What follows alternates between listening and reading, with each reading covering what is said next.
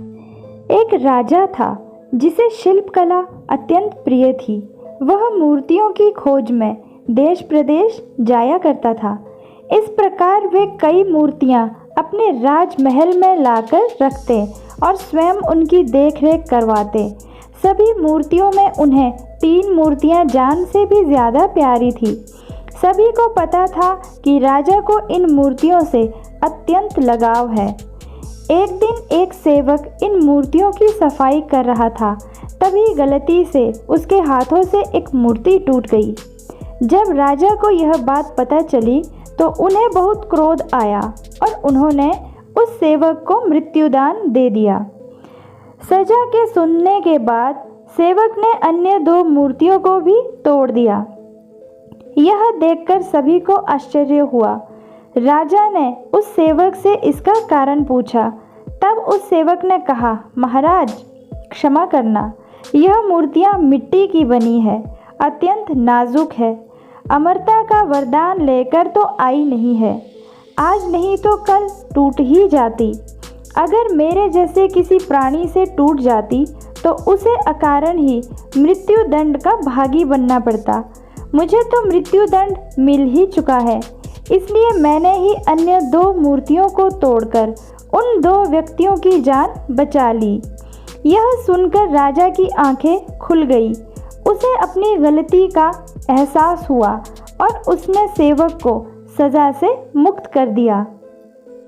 इस तरह सेवक ने सिखाया सांसों का मूल्य। न्यायाधीश के आसन पर बैठकर अपने निजी प्रेम के चलते छोटे से अपराध के लिए मृत्यु दंड देना उस आसन का अपमान है। एक उच्च आसन पर बैठकर हमेशा उसका आदर करना चाहिए। राजा हो या कोई भी, अगर उसे न्याय करने के लिए चुना गया है तो उसे न्याय के महत्व को समझना चाहिए। मूर्ति से राजा को प्रेम था, लेकिन उसके लिए सेवक को मृत्युदंड देना न्याय के विरुद्ध था। न्याय की कुर्सी पर बैठकर किसी को भी अपनी भावनाओं से दूर हटकर फैसला देना चाहिए। राजा से कई गुना अच्छा तो वो सेवक था जिसने मृत्यु के इतना समीप होते हुए भी परहित का सोचा। यह कहानी हमें अपने जीवन में भी बदलाव करने के प्रति प्रेरित करती है। कभी कभी हमारी प्रिय वस्तु के टूट जाने अथवा खो जाने पर हम अपनों पर ही गुस्सा करते हैं। हम एक वस्तु और रिश्ते के फर्क को भूल जाते हैं और अनादर करने लगते हैं, जो कि गलत है।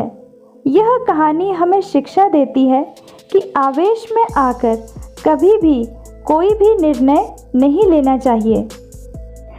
न्याय का महत्व बहुत बड़ा होता है। न्यायाधीश ईश्वर तुल्य होता है। अगर ईश्वर भी भक्तों में प्रिय और अप्रिय देखने लगे तो संसार का रूप ही बदल जाए।